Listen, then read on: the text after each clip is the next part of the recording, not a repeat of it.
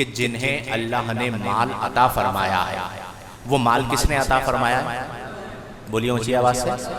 ہم لے کر تو نہیں آئے تھے نا. جب دنیا میں آئے تھے تو ہمارے پاس کچھ بھی نہ تھا، اللہ نے عطا فرمایا. تو جو اللہ نے ہمیں مال دیا ہے، ہم اللہ کے دیے ہوئے مال سے اللہ کی راہ میں خرچ کریں. سورہ بقرہ میں اللہ تبارک و تعالی ارشاد فرماتا ہے مثل الذین ينفقون اموالهم فی سبیل اللہ. اللہ فرماتا ہے ان لوگوں کی مثال ينفقون اموالهم جو اپنے اموال یعنی مالوں کو خرچ کرتے ہیں فی سبیل اللہ اللہ کے راستے میں. کیسی ہے؟ فرمایا کمثل حبۃ، جیسا کہ ایک دانہ جسے زمین میں بویا جاتا ہے، بو دیا جائے. انبتت سبع سنابلا، تو اس ایک دانے نے 7 بالیں اگائیں. یعنی جب وہ دانہ بویا گیا تو جب وہ اگا تو اس میں 7 بالیں نکلی. فی کل سنبلۃ مئۃ حبہ، اور ہر بال میں 100 دانے. ہر بال میں کتنے دانے ہیں؟ اب ایک دانہ ایک بیج بویا، اس سے 7 بالیں نکلی اور ہر بال کے اندر 100 دانے ہیں. تو واللہ یضاعف لمن یشاء، اور اللہ تعالیٰ جس کے لیے چاہتا ہے دگنا اجر عطا فرماتا ہے. واللہ واسع علیم، اور اللہ تبارک و تعالیٰ وسعت والا اور علم والا ہے، جاننے والا ہے. اس آیہ مبارکہ کی تفسیر میں یہ بات ملحوظ نگاہ رہے کہ اس میں اس بات کو بیان کیا گیا کہ جس طرح ایک شخص ایک دانہ بوتا ہے، اس میں سے 7 بالیں نکلی اور ہر بال میں 100 دانے ہیں، تو کل کتنے ہو گئے؟ اب جو اس نے بویا تھا وہ ایک تھا، لیکن نکلے کتنے؟ اسی طرح اللہ فرما رہا ہے کہ جو میری راہ میں 1 پیسہ دیتا ہے وہ دیتا 1 پیسہ ہے، لیکن میں اس کا اجر 1 عطا نہیں فرماتا، 700 گنا اس کا اجر عطا فرماتا.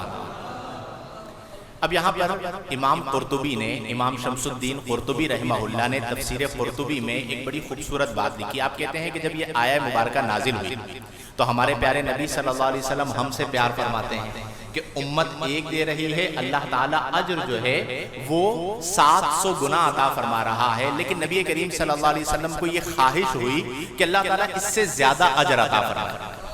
یعنی 700 گنا اجر تو میری امت کو مل رہا ہے، لیکن میری امت کو اور زیادہ اجر مل جائے.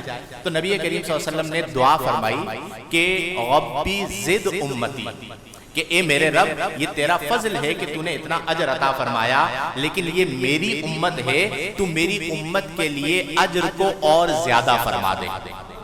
تو جب آپ نے یہ دعا فرمائی تو اللہ تبارک و تعالی نے ایک اور مزدہ عطا فرمایا کہ من ذا الذی یقرض اللہ قرضا حسنا فیضاعف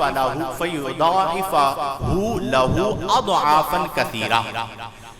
ہے کوئی جو اللہ کو قرض حسن دے، یعنی جب آپ کسی غریب کی مدد کرتے ہیں تو اللہ فرما رہا ہے یہ مجھے قرض حسن دینا ہے. تو جو اللہ کو قرض حسن دے فَيُضَاعِفَهُ لَهُ أَضْعَافًا كَثِيرًا، تو اللہ اس کے لیے پہلے تھا 700 گنا، اس آیت میں اللہ نے فرمایا فَيُضَاعِفَهُ لَهُ أَضْعَافًا كَثِيرًا، تو اللہ تعالیٰ اسے بہت گنا بڑھا دے گا.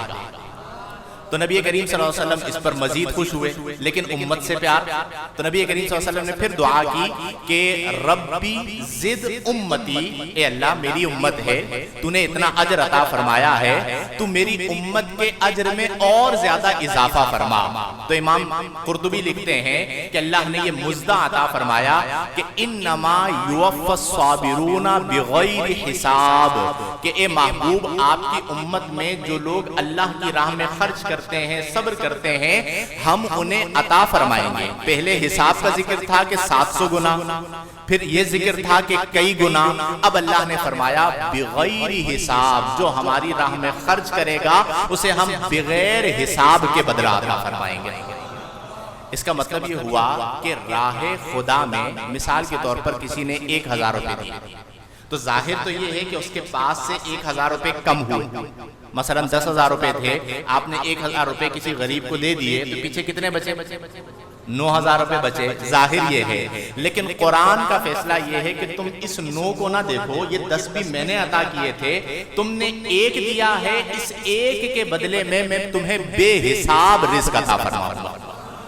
اور یہ میں آپ کو تجربے کی بات بتا رہا ہوں کہ جو بندہ بخیل ہوتا ہے وہ روتا رہتا ہے۔ وہ کیا کرتا رہتا ہے؟ جب اس کو دیکھو رو رہا ہوتا ہے، کئیوں کو مزاحن میں کہہ بھی دیتا ہوں، بلکہ ہمارے ہاں کہا بھی جاتا ہے کہ بھئی کیوں رو رہے ہو؟ تو وہ کہتے ہیں شکل ہی روتی ہے، یعنی ان کا حال ہی ہوتا ہے، صورت ہی روتی ہے کہ ہر وقت وہ پریشان حال ہوں گے۔ اس کی وجہ کیا ہے کہ باطن میں بخل موجود ہے۔ تو جب اللہ نے مال دیا ہے تو اللہ کی راہ میں خرچ کریں۔